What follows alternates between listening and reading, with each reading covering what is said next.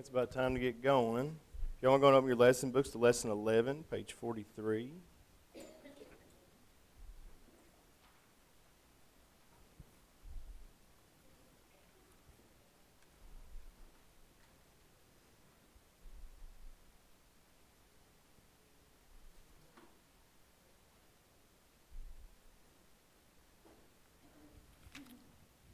We had just ended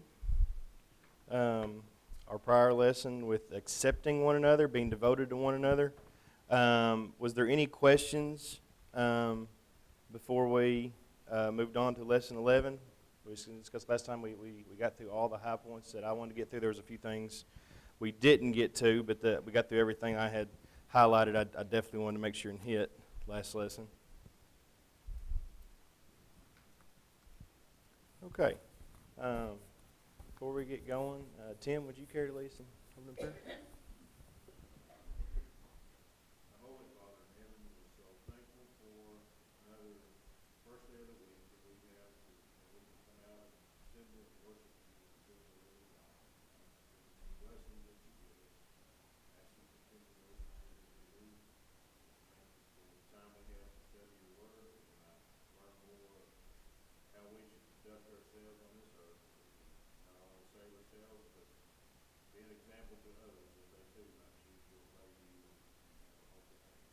Father, be with all the speakers this morning. May they prepare in a way that presented in a way that we can all be benefited, all learn and worship you. And ask you to go with us through the remainder of the service. Bring us another.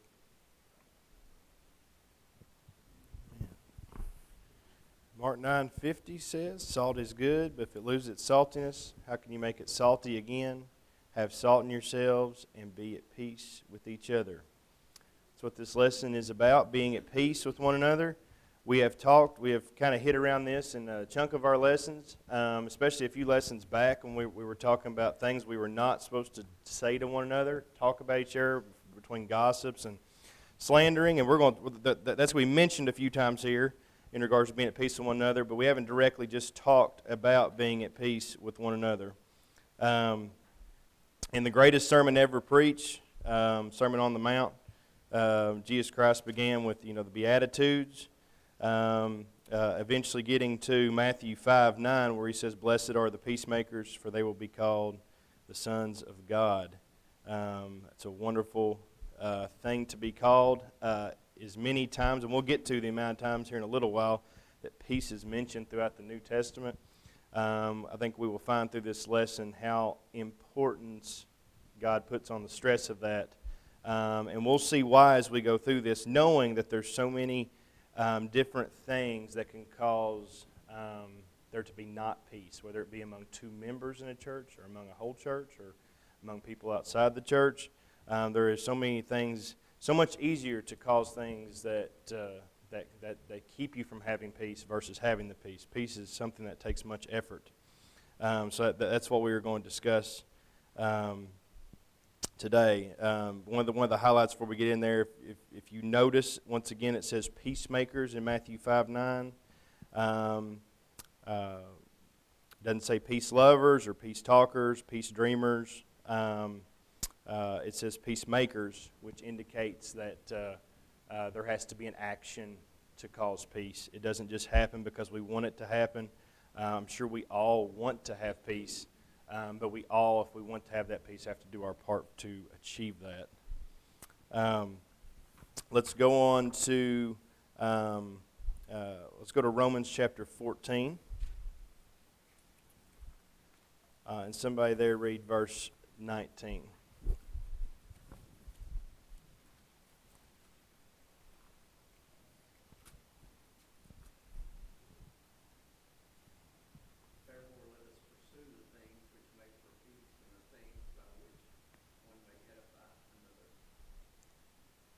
Okay, so one of the things he mentions there that cause peace, Mickey, is what?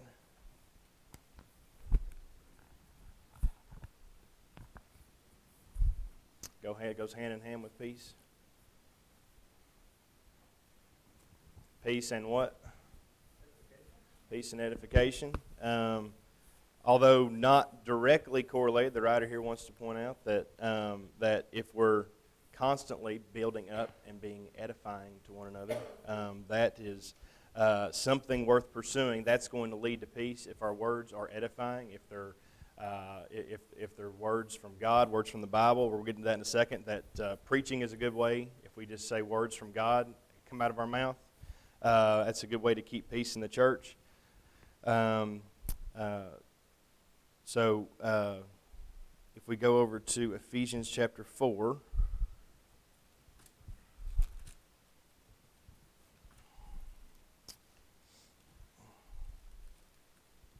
somebody there read verses 1 through 3, and that's where we're going to spend a second of our time.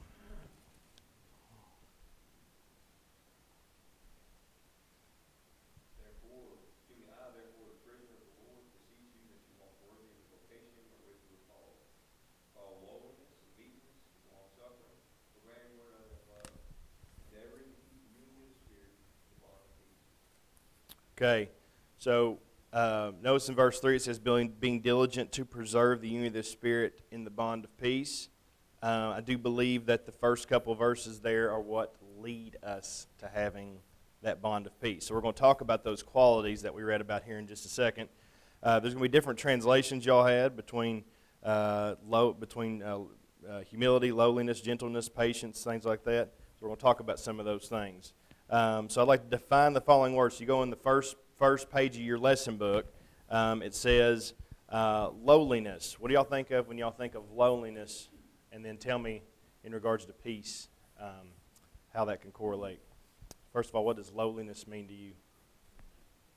Very good. That's synonymous. Being humble, humility. Okay. What else?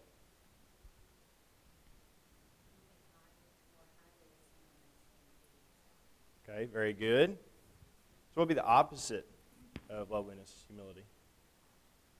Very good. Arrogance, pride. Okay. What else?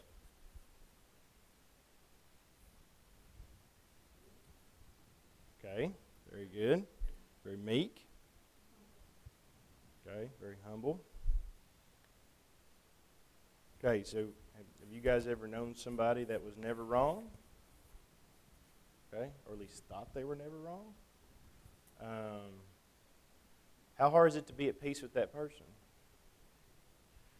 You know why it's hard to be at peace with that person? Because that person is choosing not to agree on anything, unless it's their opinion.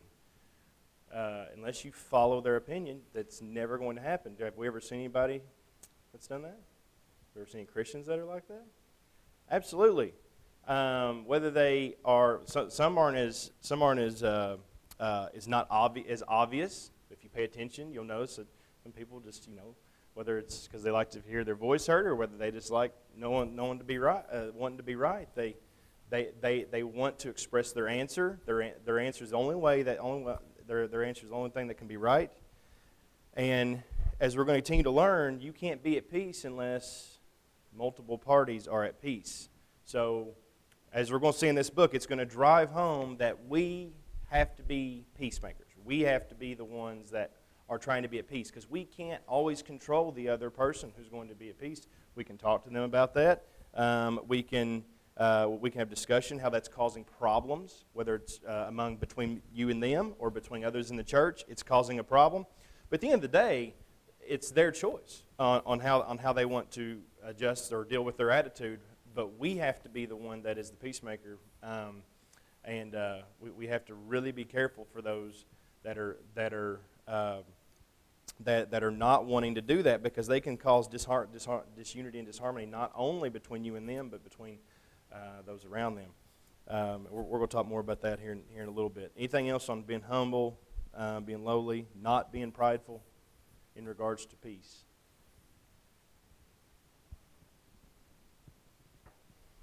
Okay. Let's go on to gentleness. What did y'all have for gentleness? What do y'all think of when you think of gentle? What's that? Okay. Okay, very good. Mildness.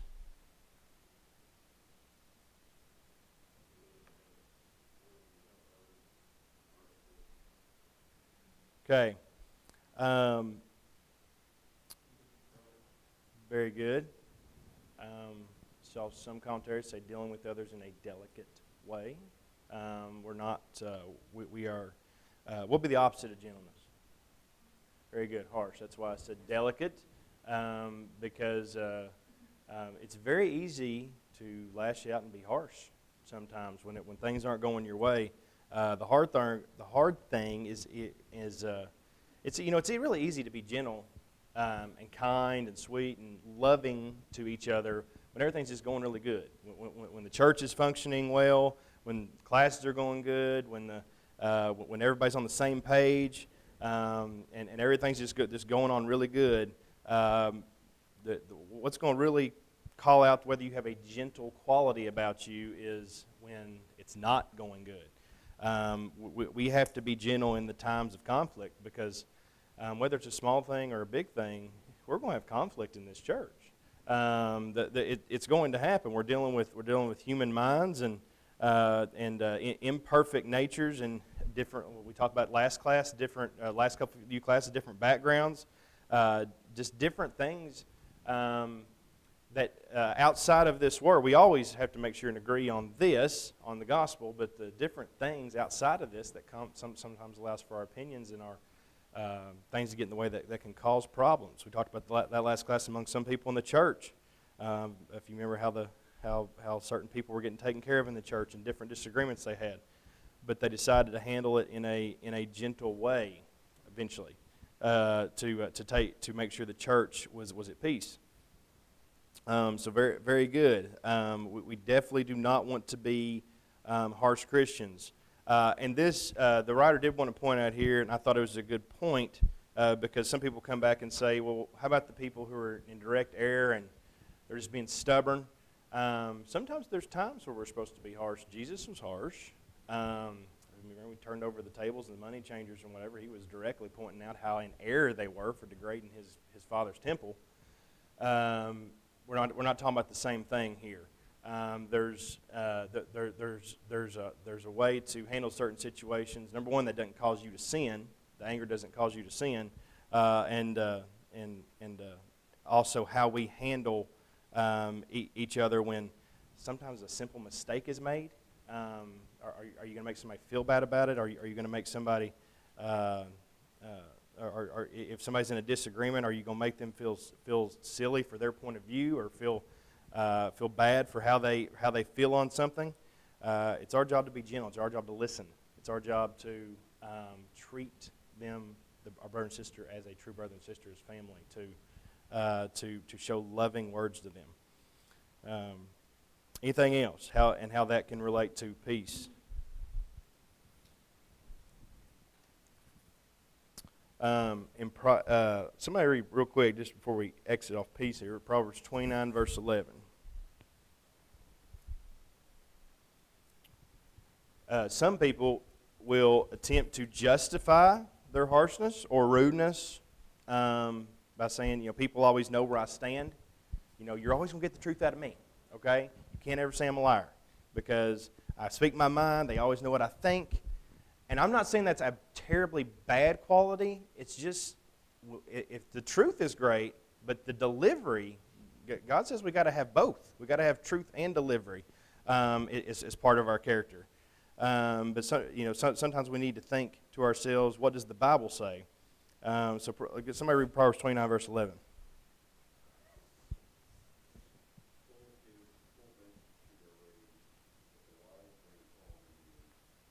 Okay, what does that mean?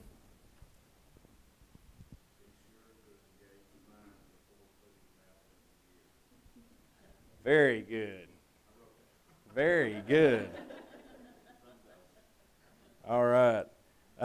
There are times where our response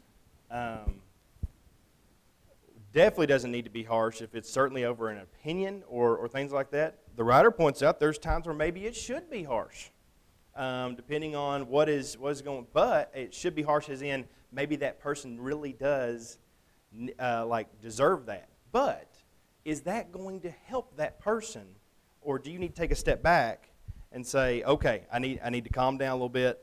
I need to really listen and understand, and then go back and talk to this person, or go back and handle this a different way. There is no way, if two people are sharing harsh words with one another, if we fire back or do something in return, that's ever going to cause peace between two people, and certainly amongst the church. And remember how quickly those harsh words and those harsh problems between two people can spread to others in the church. Because eventually, if it keeps going on, and people start favoring maybe one over the other, or if nothing ever gets resolved, so it can really spread when we are not having that gentle character about us. It can really cause disunity in the church if it's not handled properly. We need to really work to have that gentle nature about us, and sometimes that's harder for some. I know some people aren't naturally. Some people have a long strand before they get really mad about something. Some people have a short temper, so you have a short fuse. Sometimes to be gentle, you got to really step back before you say anything. Because we don't want to be with the fool God's talking about in Proverbs 29. Anything else before we move on to long suffering?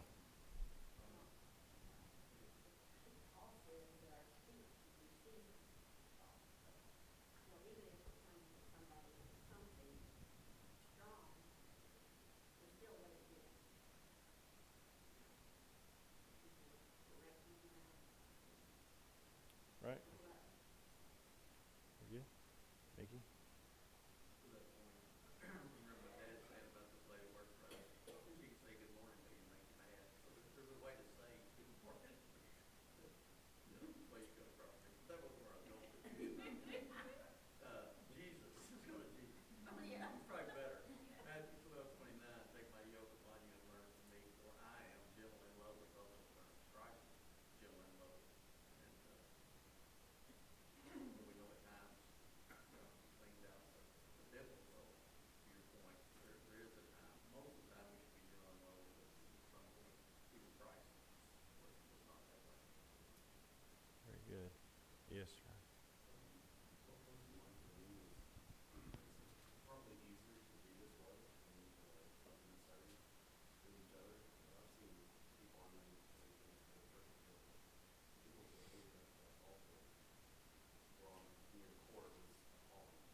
Sometimes these verses just strike a chord, and I think of it instantly, how quickly you can lose your witness to others around you by not employing gentleness, by being harsh. You lose that ability to control yourself. Yeah, we were just showing you how quickly things can escalate. Sadly enough, it's usually not the kids that get harsh; it's the parents that get harsh. I believe Peyton was in first grade.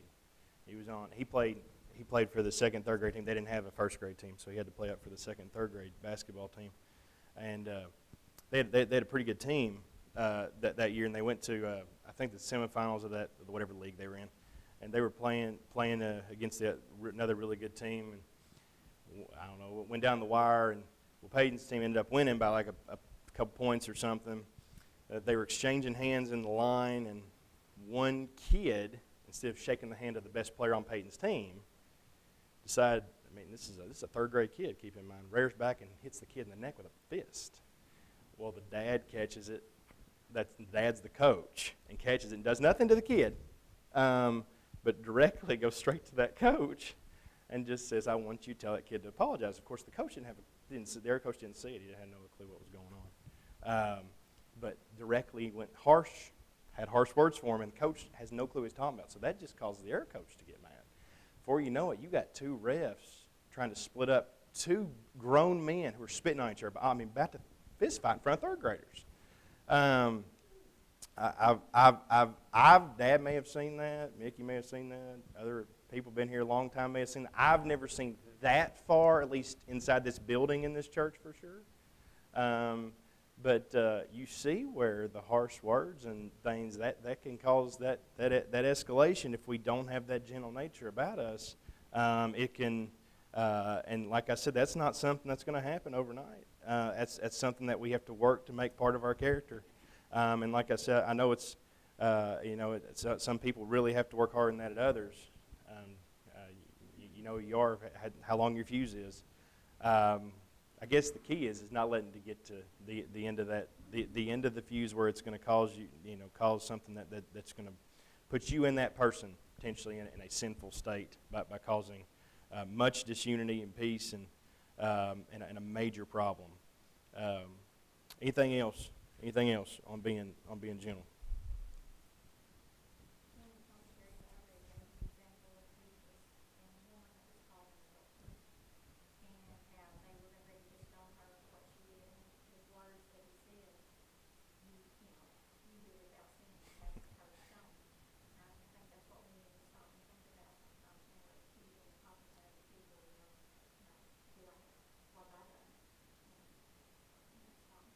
Very good. Very good. I think if we put ourselves in each other's shoes more often, it would really, really help us have a better nature about ourselves for sure. Very good. Anything else? Okay. Long suffering. What do y'all equate to long suffering or define as long suffering?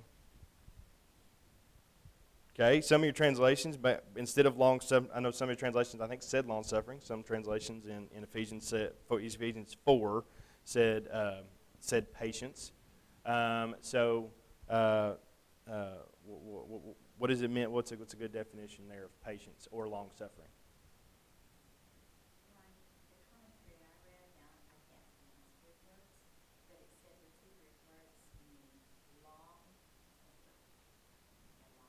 Very good. Very good.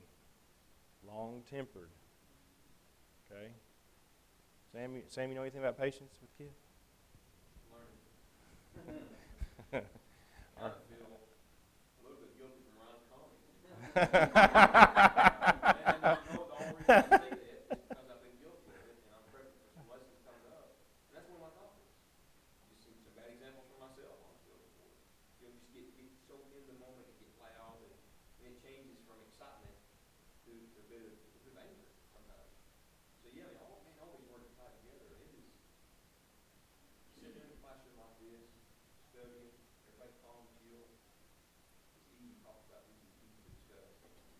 Somebody's in your face. The application is very difficult. So yeah, man, that's a long answer. Yes. I hear you. I know what you're saying. Yeah, in the moment.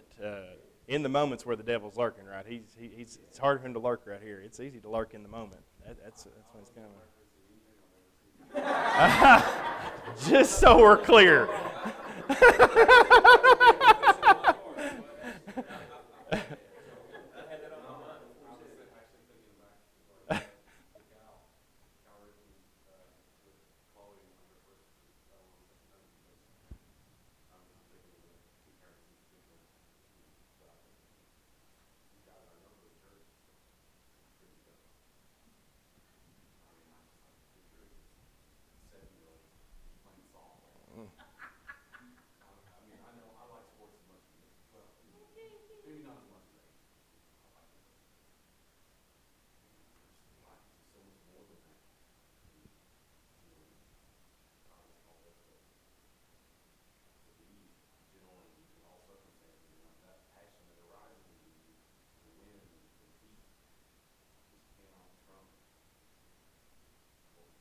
Very good. Very good. Ryder says patience means we're willing to endure, persevere through a difficult circumstance. Slowness and avenging wrong, something like that. Very good. Very good.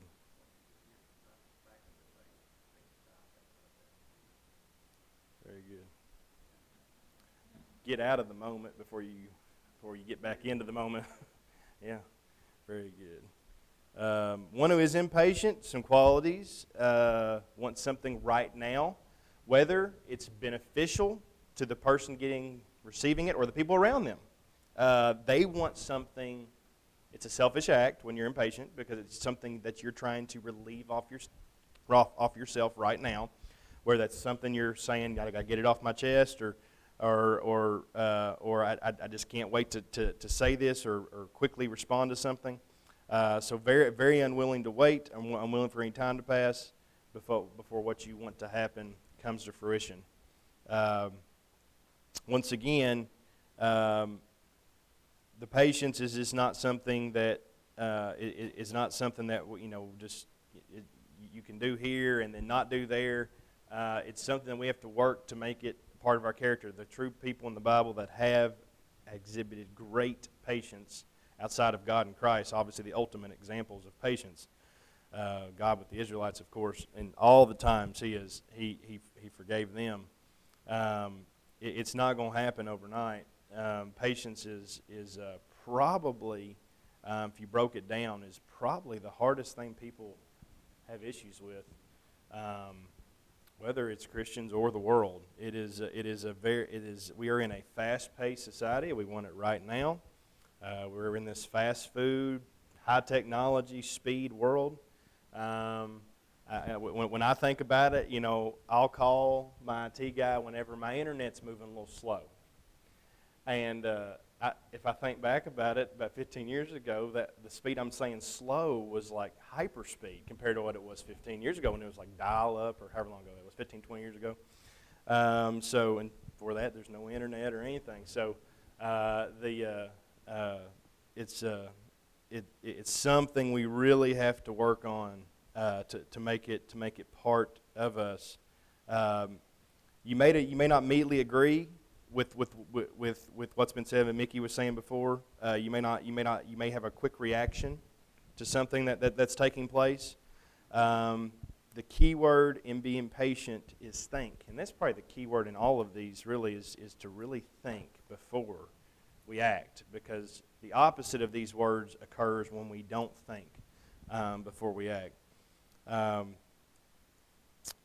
Let's see.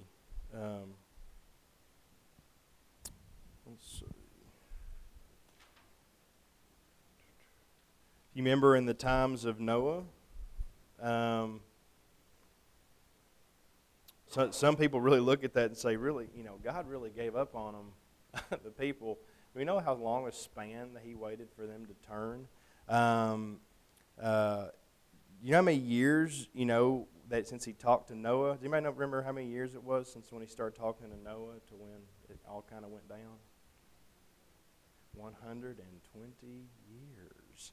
Now think of how long He was waiting before He told Noah to start building the boat. Absolutely. God's patience is incredible. He's being patient right now. We know the state this world's in. It is not a good state, which is why it's always great when I hear the invitations and lessons saying, "Why are you waiting? Like, what is keeping you from coming here right now? If you got something wrong in your life, it needs to be fixed."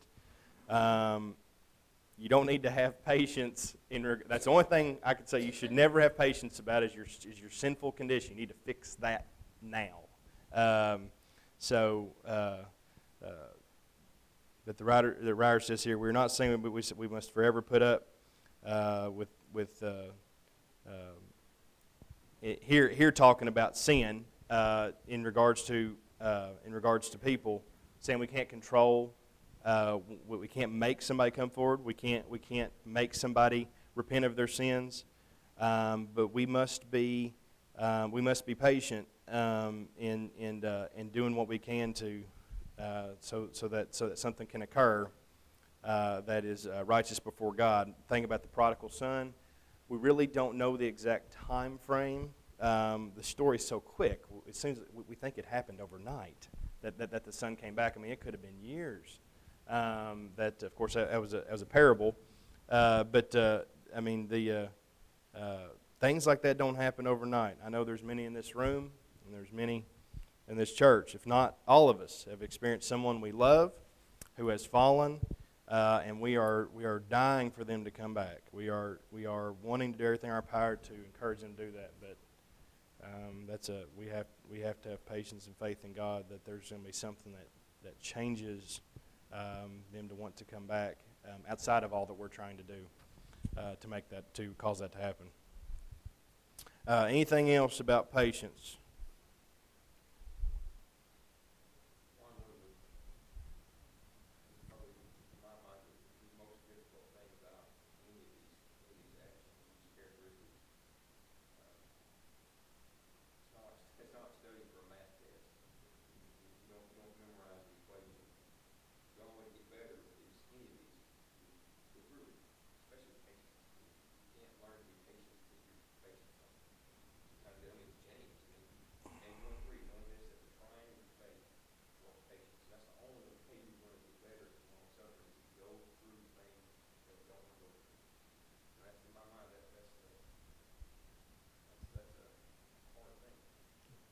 Absolutely. Very good. Okay, let's go on to bearing with one another. We're not going to hit this extremely because we really spent a lot of time on this a couple of chapters or 2 chapters ago when we were talking about how we are not to speak with one another, how we're supposed to deal with one another. But I do want to talk about this, bearing with one another. How do y'all define bearing with one another?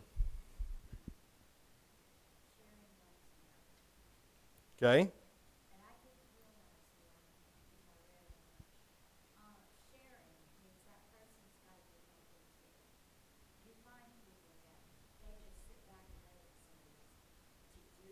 Very good.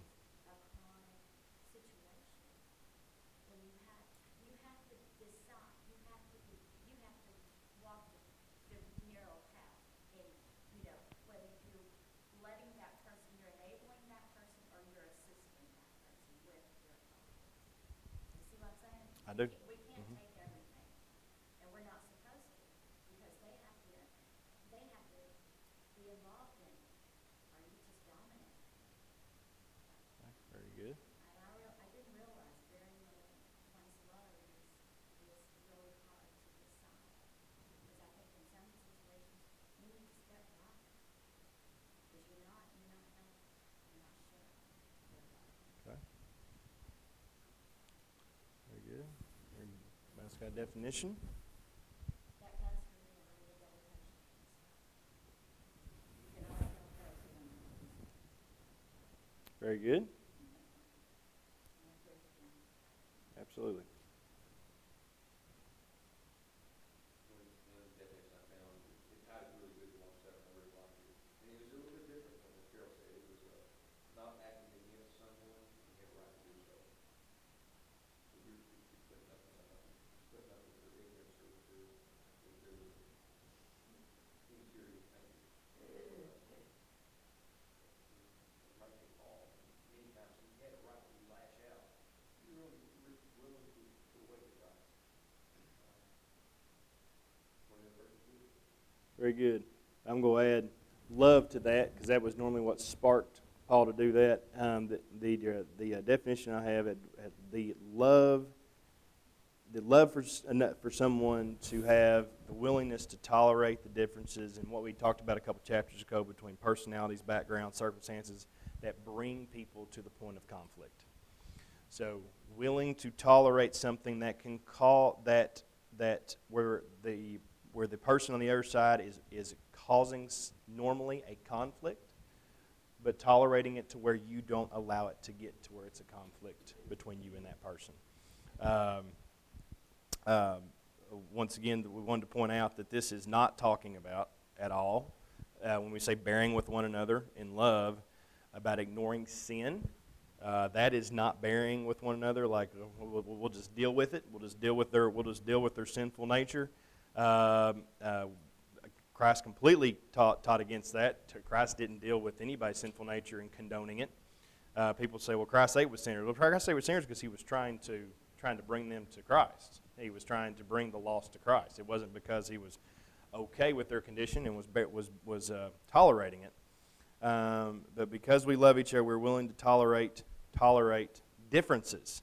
If we aren't able to tolerate differences, I mean, it just might be like if you're not able to do that, it's almost sadly that's better. Maybe you need to get it fixed before you come to church, because if you can't tolerate differences, church, there's so many differences physically, as we talked about between everybody, between speech and background and personality and everything else. That if you're not ready to tolerate that, and everybody's got to be just like you, you're not going to be in a peaceful state and be able to bear with one another. The writer brought up here, and I want to bring this up because we had this happen often at our church, and there's no really conflict over it. But the writer brought up that one of the churches he was at in Illinois. If you remember that in Illinois during the winter, it's always really cold anyway. But there was a woman there who was always cold no matter what. and her husband controlled the thermostat. So guess what the rest of them did? They just decided to burn in the sauna.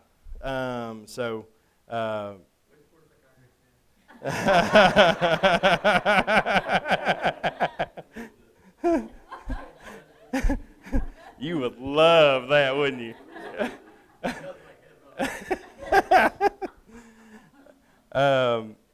But he did point out that church, there was nobody that took it bad. He was just pointing out that everybody was very good-natured about it. Everybody dealt with it because if somebody went the other direction, it'd be the same problem. You have people talking about how cold it is. So some things there has to be tolerated to be at peace with one another. Really, how small of a petty thing do you have to have for there to be disharmony and unity in the church? It's a very small example, but there's so many things that we have to be willing to accept that to cause us to be able to bear with one another in love and to be in unity, like God's expecting us to be in unity. Anything else on that? I have 3 additional things I want to talk about going along with bearing with one another. But anything else on that before we get to those?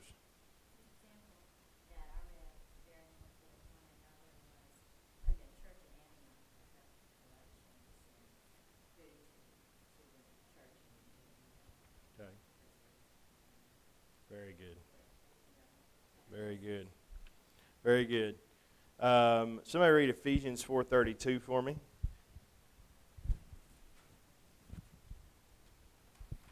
We'll call these bearing with one another part A, B, and C. And be kind to one another, tender-hearted, forgiving one another, even as God in Christ forgave you.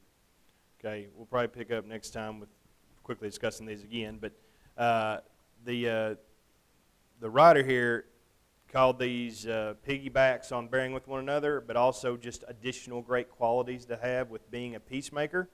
But if we don't have these 3 qualities about us, we're going to have a hard time bearing with one another in love. The first one we talked about was being kind. How are we to be kind? How do you have a kind nature about it? What would define kind for me? Okay, very good. Okay, pleasant. All right. When I think of somebody who has a kind nature, I think of somebody who is a very just gentle, pleasant, loving person to be around. Okay, what else?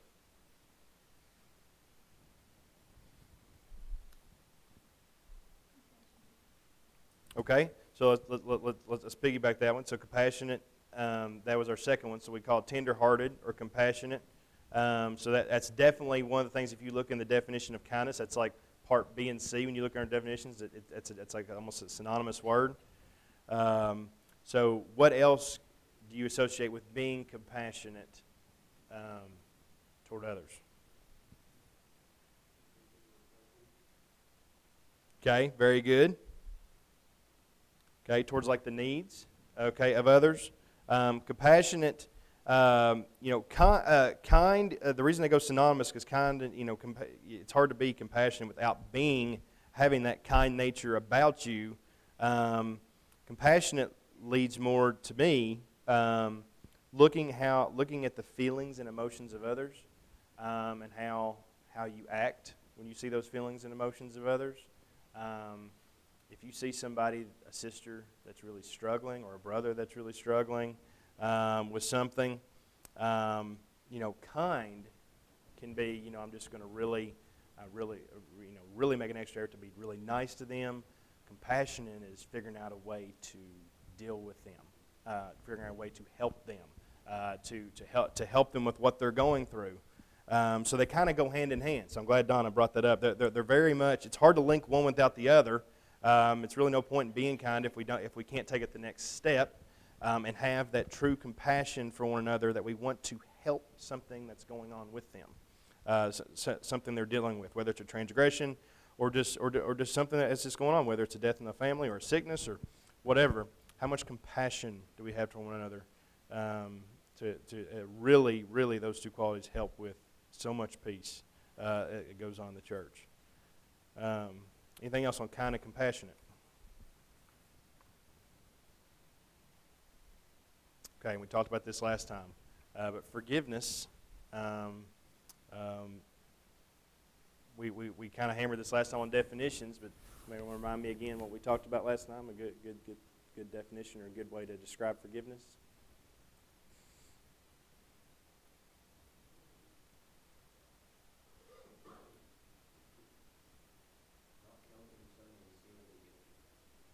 Okay, very good.